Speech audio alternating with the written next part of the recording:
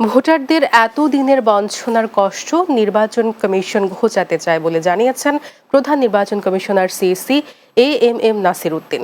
রোববার রাজধানীর আগারগাঁওয়ে নির্বাচনী প্রশিক্ষণ ইনস্টিটিউটে ভোটার তালিকা হালনাগাদ কর্মসূচি উপলক্ষে প্রশিক্ষকদের প্রশিক্ষণের উদ্বোধনী অনুষ্ঠানে তিনি কথা বলেন।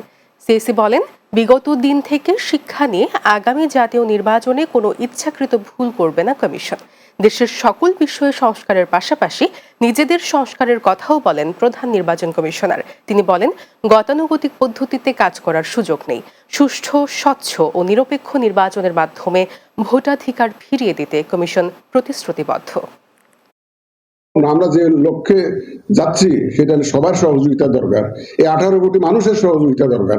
একদম আমাদের ভোটার থেকে আরম্ভ করে আমাদের যে যারা সিভিল সার্ভিসে আছে, যারা ভোটের সাথে জড়িত থাকবেন, এবং আপনারা সাংবাদিক ভাই থেকে আরম্ভ করে সবার সম্মিলিত প্রচেষ্টার মাধ্যমে আমরা আগাইতে চাই। আশা করি সেই সহযোগিতা আমরা পাবো।